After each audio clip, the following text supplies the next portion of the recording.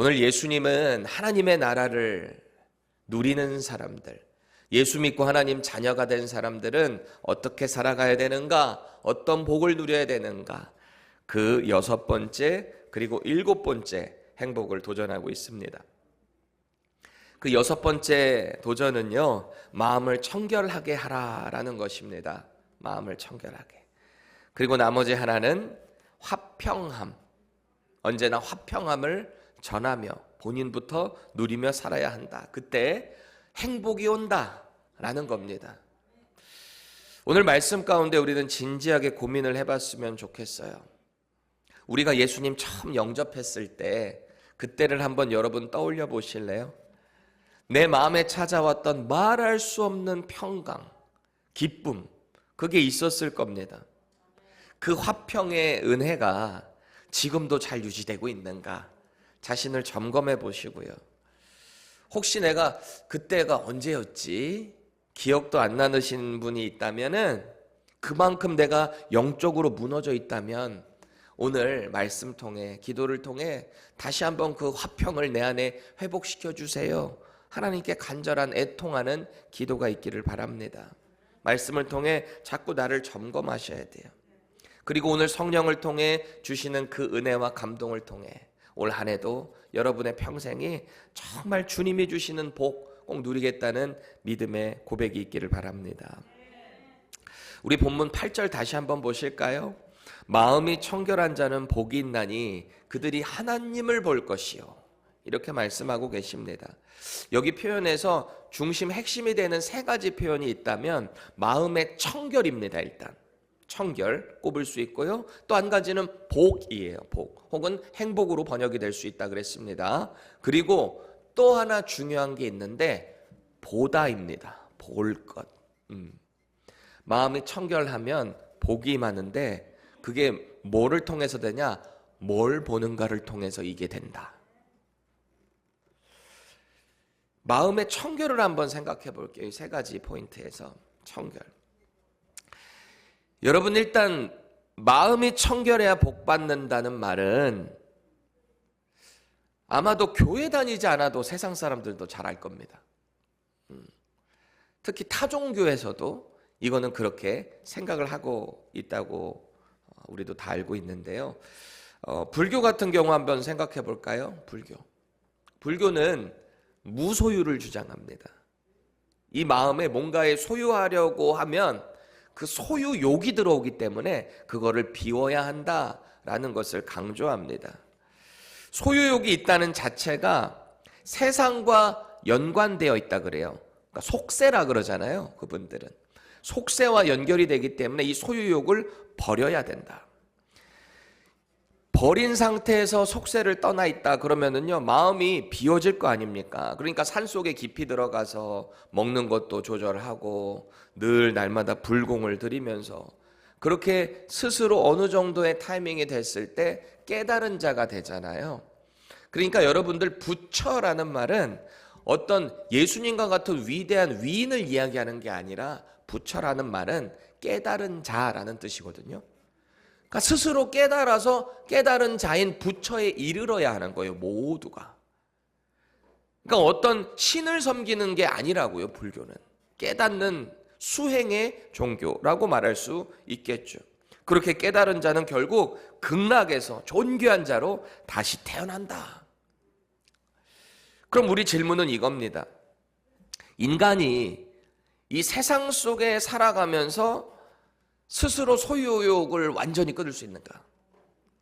스스로 소유욕을 완전히 잠깐 어느 정도 말고 완전히 끊어버릴 수 있는가?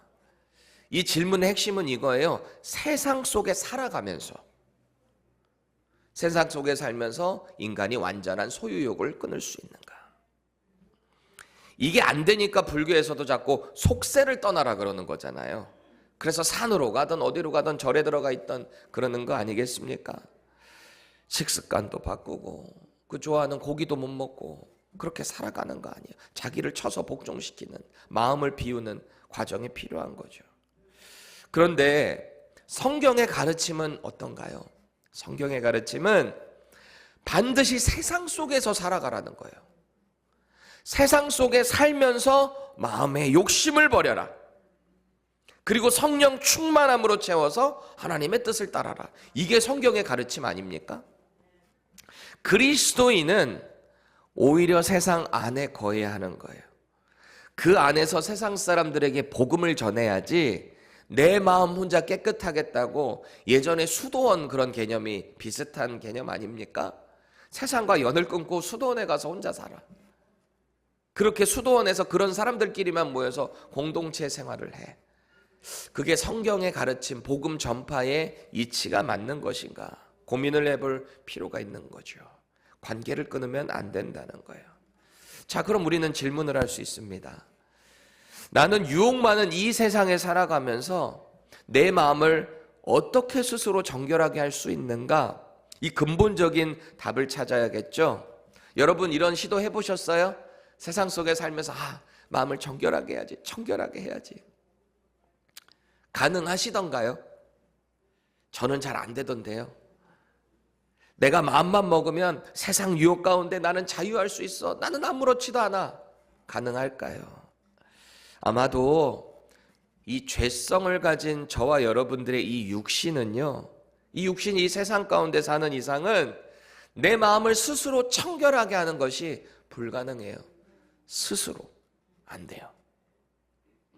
그래서 지난 시간에 예수님 말씀하셨잖아요. 우리가 자꾸 이 세상을 향한 목마름과 갈급함을 갖고 있게 되면 우리는 자꾸 그쪽으로 끌려가게 되어 있다라는 겁니다. 그런데 하나님 은혜 주셔서 하나님의 의를 갈망하잖아요. 하나님의 그 선하신 공의, 그분의 헤세드가 내 안에 들어와서 내가 헤세드를 세상 사람들에게 전하는 이런 순서거든요. 그때 우리는 어떤 걸 경험하게 되는가? 우리의 영혼에 만족감을 느끼게 된다 그랬어요. 우리 영이 배부름을 경험하게 된다 그랬잖아요. 그러니까 하나님의 은혜가 내 안에 들어오니까 내가 영적으로 갈급했는데 그게 채워지는 거죠. 채워지니까 누가 나를 뭐라고 하던 그 가운데 온유한 심령을 가지고 자꾸 누군가에게 그 하나님의 사랑을 또 전하는 이 순차적인 아름다움. 이게 영적인 행복감이다라는 겁니다. 자, 그럼 그렇게 이 청결한 마음의 상태를 유지하는 자들, 그 사람들에게 오늘 어떤 복을 주님이 약속하고 계시나요? 하나님을 본대요. 마음이 청결하면 하나님을 본다. 여러분, 우리가 하나님을 본다는 게 왜 복일까요? 하나님을 본다. 왜 이게 우리의 인생 가운데 영적인 행복감으로 채워질 수 있는가? 이걸 우리가 알아야 돼요. 여러분, 우리 마음이 청결해지는 과정을 한번 생각해 보실래요? 아마도 그 과정의 시작점은 내가 뭐를 향해서 시선을 돌렸는가? 거기서부터 시작될 겁니다. 세상을 향해서 갈망을 줬던 나의 시선이 주님을 바라보는 시선으로 바뀌기 시작할 때 내 안의 마음이 정화되는 작업이 시작된다라는 거예요. 내가 죄가 깨달아지고 그 가운데 하나님께 용서를 구하고 애통하는 심정으로 말이죠. 하나님의 위로가 임하고 말이죠. 내가 뭘 바라보는가가 그렇게 중요하다라는 거예요. 내 죄를 사해 주신 믿음의 주인이신 예수님을 바라보는 거죠. 그리고 날마다 그분의 온전하신 성품을 닮아가는 우리의 모습을 통해 우리는 자꾸 이 땅에서 그 마음이 청결함으로 살아가게 된다. 그렇게 마음이 청결해지면 어떻게 돼요? 나를 통해 임하신 하나님의 나라, 예수 믿는 믿음으로 이 땅에 우리 천국 주셨다 그랬잖아요. 그 천국이 날마다 누려지는 거예요. 그 하나님의 나라를, 이 천국을 경험하며 날마다 하나님을 바라보는 은혜, 그게 우리에게 있다라는 겁니다. 여러분, 우리가 한 나라의 통치자를 보기 원할 때 마음대로 볼 수 있나요?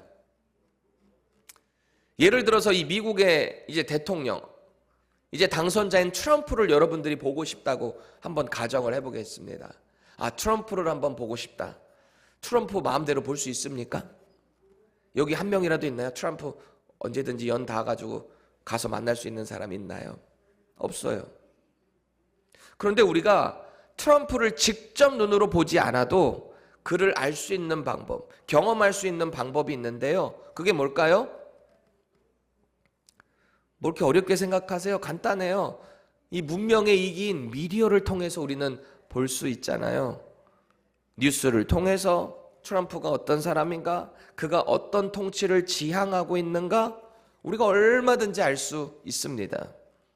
마찬가지로 우리가 하나님을 보게 된다라는 이 말은요, 하나님의 위대한 영도자, 지도자였던 모세도 하나님을 직접 보지는 못했거든요.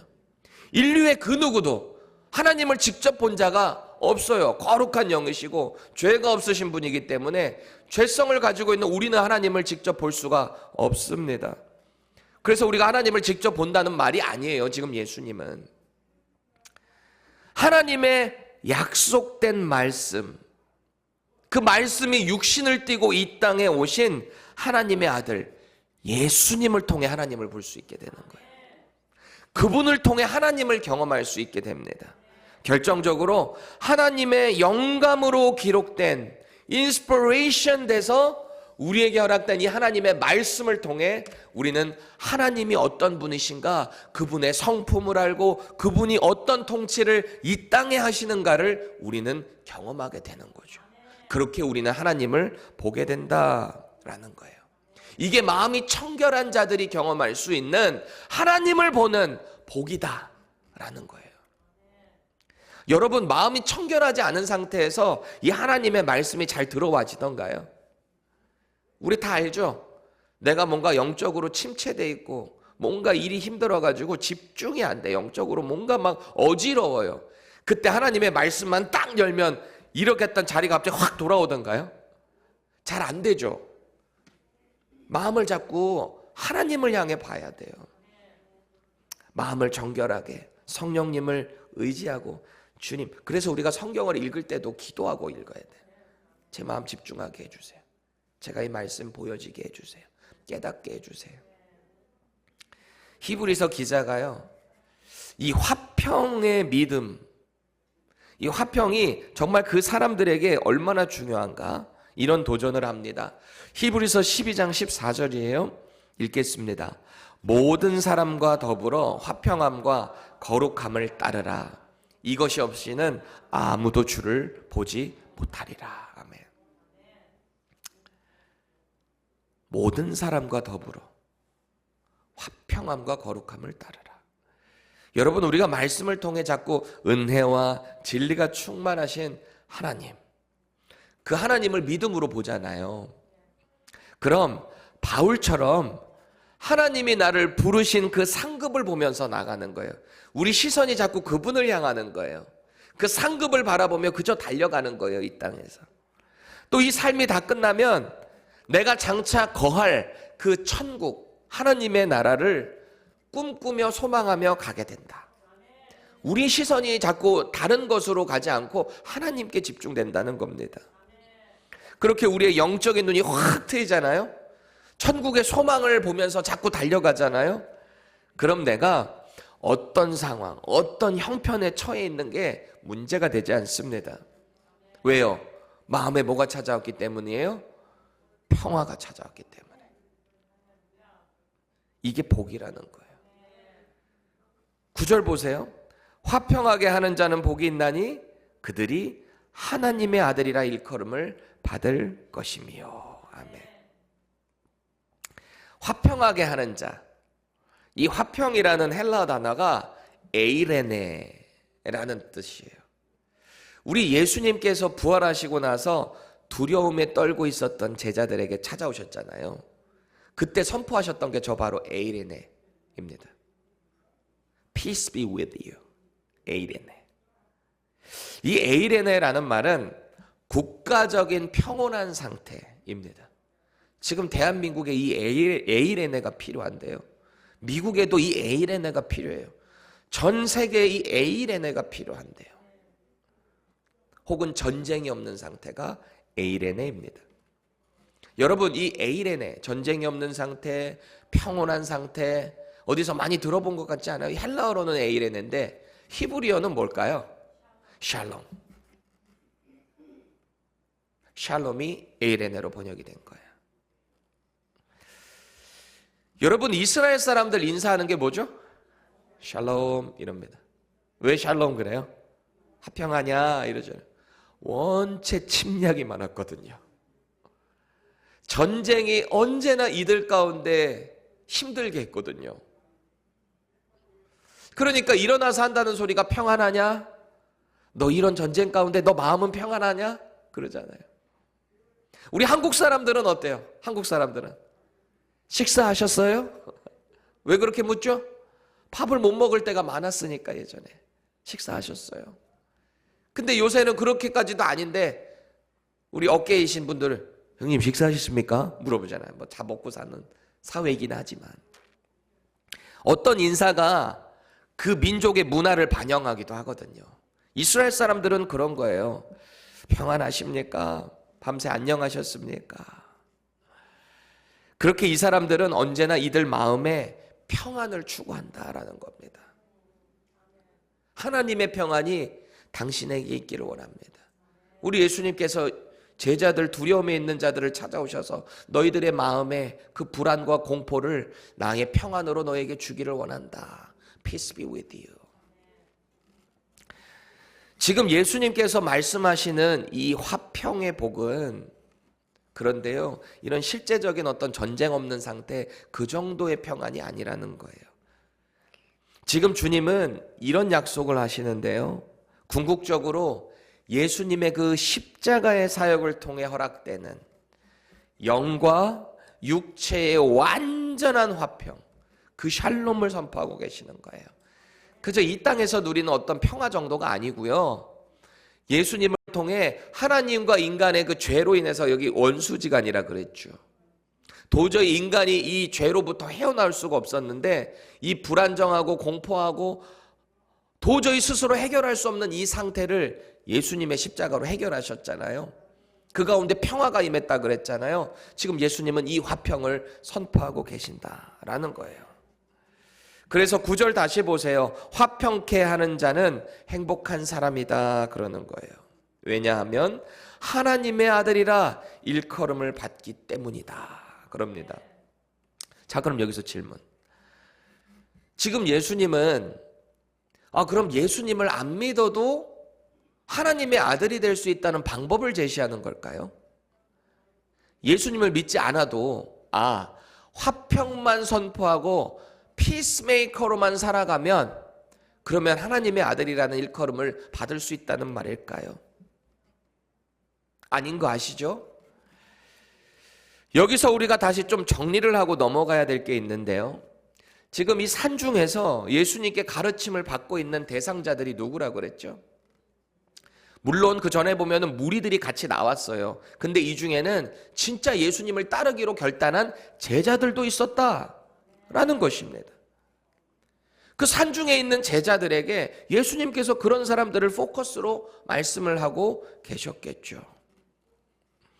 물론 이들이 예수님의 말씀을 듣기만 한다고 다 예수님 영접했다라고 할 수는 없겠어요. 근데 제자라는 말 자체가 스승을 따르기로 결단하고 추종한 사람들 아닙니까? 그런 의미에서 문맥적으로 보게 된다면 이 사람들은 이미 예수님을 영접해서 하나님의 자녀가 된 상태라고 우리는 볼 수 있는 거죠. 하나님의 자녀의 권세를 누리는 자. 목사님, 왜 여기는 아들이라고만 하죠? 저는 딸인데요. 아들은 딸까지 다 포함한 거예요. 대표적인 의미입니다. 자, 보세요. 그렇기 때문에 이 화평케 하는 자가 하나님의 아들이 된다라는 말은 예수님을 영접하는 것 외에 다른 방법이 있다는 게 아니고요. 어떻게 하나님의 아들로서의 권세를 누릴 수 있는가? 이것을 다시 한번 컨펌하고 있는 건데요. 보세요.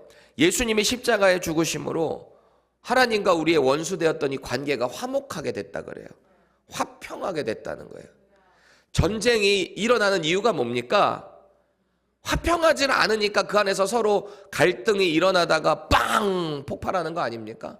근데 이 전쟁 가운데 화평이 딱 임하게 되면 어떻게 돼요? 그럼 서로 화해하게 되는 거죠. 전쟁이 사라지는 거잖아요. 예수님이 이 역할을 하셨다는 거예요. 하나님과 우리의 관계. 저와 여러분들도 마찬가지예요. 우리는 제자라 그러잖아요. 제자는 스승의 가르침을 받아 스승의 삶을 모방해내는 사람들이라고 했습니다. 저와 여러분들은 예수님이 살아내신 그 방법, 그리고 그분의 가르침을 받아서 그분의 삶을 따라 사는 사람들이잖아요.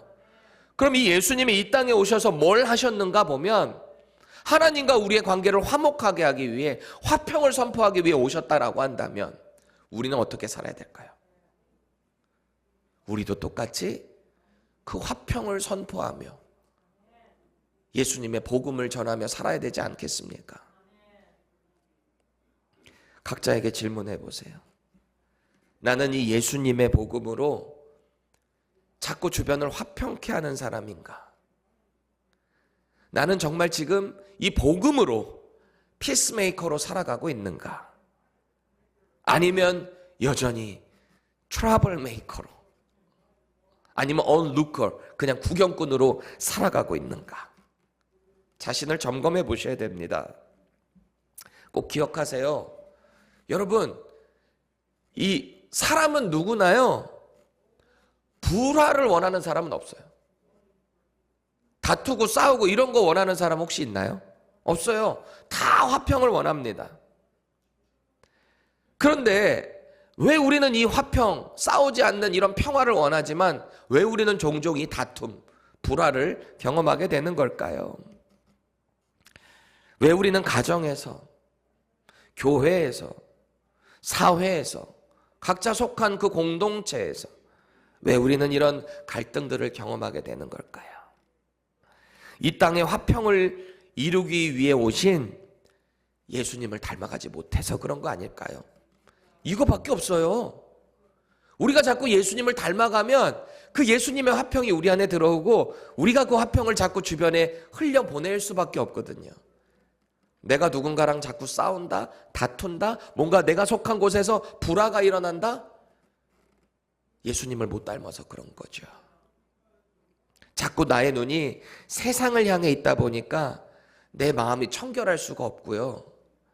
자연스럽게 하나님을 보고 자꾸 경험을 해야 되는데 말씀의 순종과는 거리가 멀다 보니까 그게 잘 안 되는 거죠.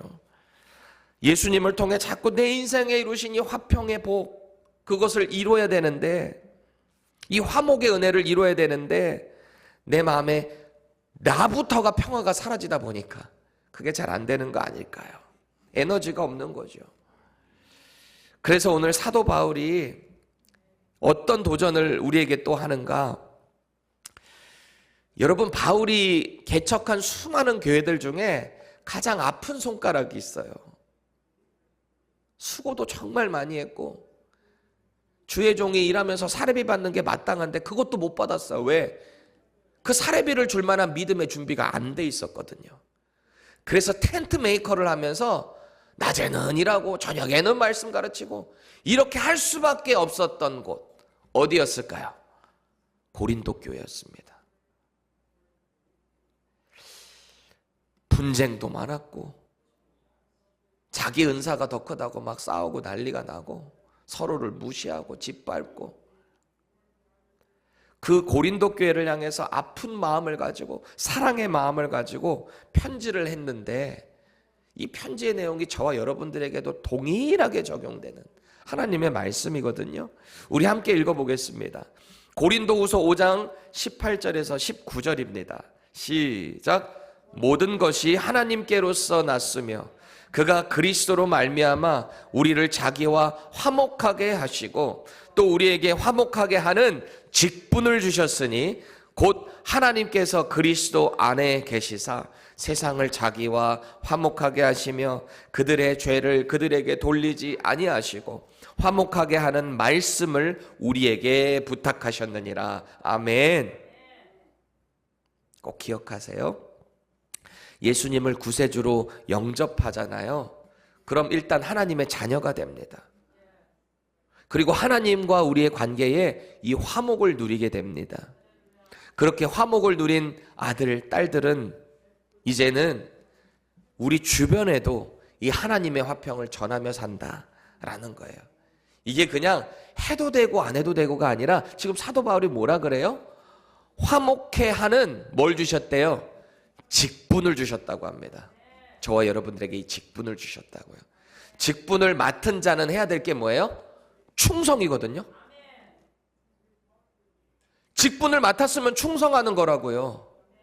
화목하게 하는 직분을 받았다면 저와 여러분들이 자꾸 예수님의 그 복음을 내 안에 먼저 심고 화평이 되고 내 마음이 청결하게 된 상태에서 주변 사람들에게도 이 화평의 복을 선포해야 된다라는 겁니다. 아까 그 마지막 말씀 표현에 우리가 주목해야 될 게 하나님의 말씀을 우리가 부탁받았대요. 부탁받았다. 여러분 부탁받았다면 우리가 올 한 해 이 말씀을 더 가까이 해야 되지 않을까요? 말로만 머리로만 하는 게 아니라 좀 더 적극적으로 말씀을 배우는 자리에 나오시고요. 의지적인 결단을 하셔야 되는 거예요. 말씀 배우고 그 말씀으로 기도하는 자리에 자꾸 더 가까이 하셔야 돼요. 열심을 회복하셔야 돼요. 그래서 이 화목하게 하는 직분을 여러분들이 충성되게 수행하셔야 된다라는 겁니다. 우리가 그럴 때 하나님을 자꾸 보게 되는 거예요. 이 복이 저와 여러분들에게 있기를 원해요. 하나님을 바라봄으로 마음이 청결해지고 예수님의 그 화평케 하는 그 은혜가 우리에게도 임했어요. 그래서 이제는 우리도 이 직분을 가지고 세상 가운데 복음 전하며 아름답게 사는 하나님 나라를 누리는 저와 여러분들 되시기를 축복드립니다.